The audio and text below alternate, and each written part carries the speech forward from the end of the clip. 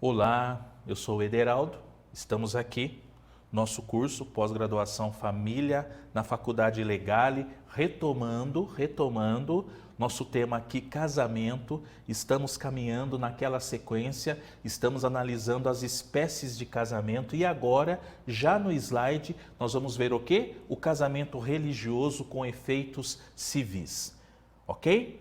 Bom, aqui, mais uma vez, perfeitamente possível a presença daquele líder religioso, não é? É o ministro, está aqui, ó, de qualquer fé religiosa, logo após a habilitação dos nubentes.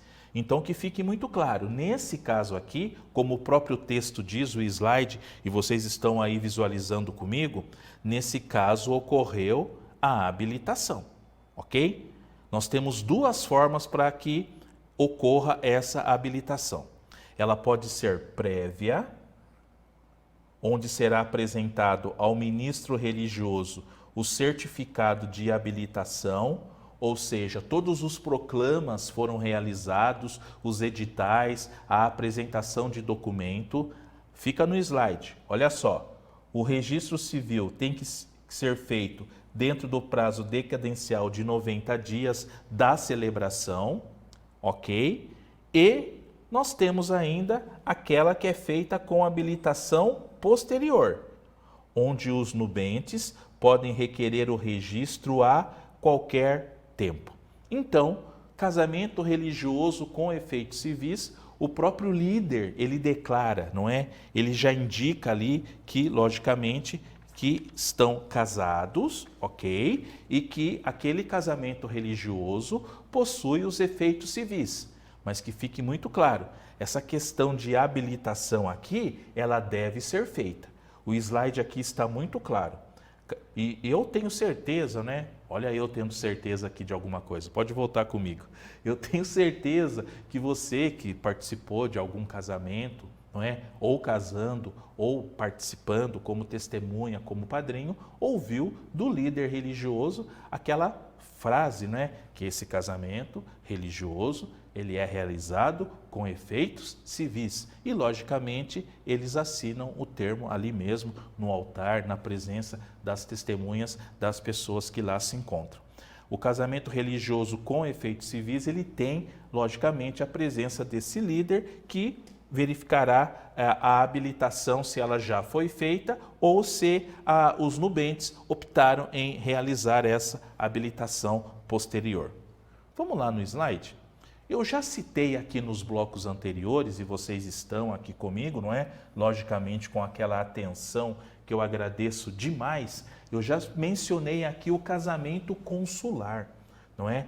Professor Carlos Roberto Gonçalves, professor Venosa, nós estamos vendo aqui, não é, duas menções deles em relação a casamento consular. É aquele casamento que foi realizado, que foi celebrado por brasileiro no exterior, perante a autoridade consular brasileira. Professor Venosa também, ele indica lá, olha aqui, ó, estou aqui, hein? Me acompanhem aí. Ele pode ser realizado no consulado ou fora dele, segundo as normas e solenidades do país estrangeiro, mas os efeitos do ato obedecem à lei brasileira. Pode voltar para mim, por favor? Colegas, olha só, esse casamento realizado em consulado, normal, perfeito, mas que fique claro, sendo realizado no consulado, o que ele vai obedecer de norma, de regra, são do quê? Da lei local, da nossa, da lei brasileira, tudo bem? Nada que se cogitar de que o cidadão se casou em outro país, então agora as normas que regem o casamento dele são de acordo. Não, muito pelo contrário. As normas e as regras são nacionais, locais. E mais uma coisa muito importante, pode voltar no slide lá, por favor, Marcio? Olha só, olha o prazinho aqui, colegas. Ó, tem que ser registrado em 180 dias contados da data em que um ou ambos os cônjuges voltarem ao Brasil. Olha que delícia em voltar para o Brasil. Tudo bem? Então, nesse caso aqui, pode ficar no slide, os professores Carlos Roberto Gonçalves e Silvio Venosa, eles indicam, eles apresentam aqui, não é logicamente um breve conceito e já sustentam aqui de forma muito clara que terá que ser registrado em 180 dias contados da data em que retornarem ao nosso país. Casamento consular, volta para mim aqui, casamento consular, sem sombra de dúvidas, ocorre muito, não só em relação aqui a brasileiros, mas pessoas de outras nacionalidades que estão passando por outros países a trabalho e, logicamente, resolvem se casar, existe essa possibilidade. É claro e que uma outra alternativa, se houver esse distanciamento, não é? Um estiver aqui e o outro fora, de repente ser realizado também através de uma procuração. Envia-se uma procuração, é feito lá o casamento através de um procurador. Tudo bem? No slide, não é? No slide, nós temos uma regrinha muito interessante. Olha lá, artigo 1726 do Código Civil. Veja aí no seu código, deixa ele separadinho aí, não é? No seu celular, no seu notebook, tudo para auxiliar você no acompanhamento aqui das nossas aulas. A união estável poderá converter-se em casamento mediante pedido dos companheiros ao juiz. Então, nesse caso aqui, voltando para mim, o que nós temos aqui? Existe uma união estável, ok? Eles já estão lá, morando juntos, constituíram uma família e hoje eles pretendem essa conversão em casamento. Então, o próprio dispositivo legal, não é? A nossa Constituição Federal já reconhece como casamento essa união, não é? Em palavras, enfim. Mas aqui o nosso Código Civil, ele já nos indica essa possibilidade de conversão. Assim, ficará mais fácil, voltando lá no slide, só para a gente concluir essa parte aqui, não é? Que é mais breve, é breve. Assim, ficará mais fácil a conversão de união estável em casamento, tornando os modos mais ágeis para tal realização. A conversão começa a valer a partir da data em que for realizado o registro. Tudo bem? Tudo bem? A conversão começa a valer da data em que foi realizado o registro. Então, nós vamos ter, pode voltar para mim, Marcio, nós vamos ter um período aqui de união estável. A Ederaldo, mas e os direitos? Todos preservados, colegas. Tudo bem? Ok? Reconhecido esse período de união estável. Posteriormente realizado um casamento, não é? Particularmente, acabamos vivenciando isso no escritório, viveram juntos um período, posteriormente se casaram com pacto antinupcial. E lembrando, esse pacto antinupcial, ele terá validade a partir do casamento, ok? Antes disso, se não havia um pacto antinupcial, havia a união estável, não havia nenhum documento, nenhum contrato, nós bem sabemos da questão de regime de bens, que é comunhão parcial, então isso aí já está ali dentro dos estudos que nós já fizemos, e se você é advogado, você logicamente já vivenciou isso no seu escritório, fazendo ali um reconhecimento e dissolução de união estável e buscando informações com o seu cliente em relação a bens que foram adquiridos no período da união estável, que agora, logicamente, serão objeto de partilha, aquilo que foi adquirido, não é? Que existe ali aquela presunção do esforço comum. Temos as outras regras, se eu comprovar que esse dinheiro é uma herança, mas aí a gente, não é?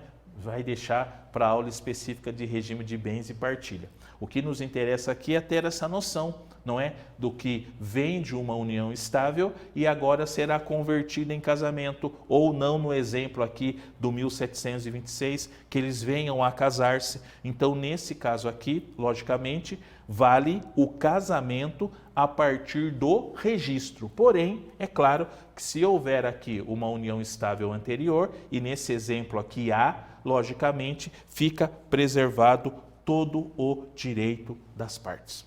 Tranquilo? Ok? Seguindo, mostra lá o slide para mim, não é? Mostra lá o slide para mim, que aqui nós vamos ter que verificar a questão da finalidade do casamento. Meio estranho, né? Qual é a finalidade do casamento, não é? As regras, como já disse, são todas de ordem pública. Nós temos um importante artigo, eu vou circular ele aqui, ó. Meu círculo está meio estranho, mas vamos lá. Que é o 1511. Ele está dizendo o seguinte: estabelece uma comunhão plena de vida, impulsionada pelo amor, afeição entre o casal, baseada na igualdade de deveres. Essa é a finalidade, não é? Até para que ocorra uma assistência mútua. Continua no slide, olha o próximo aí. Algumas, não é, situações clássicas também que nós enfrentamos aí é a gratuidade. Declaração de pobreza legal, eu não preciso pagar as despesas cartorárias, tudo bem? Não necessito de pagamento. O slide aqui está muito claro, a previsão legal está aqui, pessoal, 1512. Muito se brinca, não é? Se brinca muito com o casamento, não é? Brinca-se demais, até para casar tem que pagar. Não, às vezes, não é? A declaração de pobreza legal aqui pode suprir e, logicamente, haverá uma gratuidade. Olha só, registro civil do casamento religioso. Está aqui também a previsão do 1516 do Código Civil. Acompanhe aí com o seu código, não é? Você que está aí com a sua lei aí, não é? Para que você possa ter um aproveitamento melhor. Ainda no slide, aqui casamento pode ser feito por procuração. Olha a bendita procuração aqui de novo, hein? Casamento por procuração, o prazo de 90 dias, não é? Nós temos visto aí muitas situações, olha aqui, um instrumento público, procuração, casamento através de procuração. É lógico, não é, que, até voltando aqui para mim, para eu poder esclarecer um ponto importante, não é? Pode voltar aqui para mim, até para esclarecer um ponto importante, que dependendo do caso concreto, é aquele negócio. Muita coisa a gente não vê, mas nós temos que ficar atentos que pode acontecer no vizinho e acabar caindo no nosso escritório. Situação de a pessoa revogar a procuração. Eu outorgo a procuração, revogo a procuração, até sem o conhecimento da pessoa. E esse casamento ele é realizado. E nós temos que ficar atentos aqui, porque é um tipo de situação que o nubente e a própria pessoa que recebeu, a pessoa outorgada, ela desconhece que a revogação foi realizada. Lembrando que a revogação também por documento público, hein? Ok? Tudo por documento público. Então, nesse caso aqui, caso realmente ocorra essa revogação sem o conhecimento,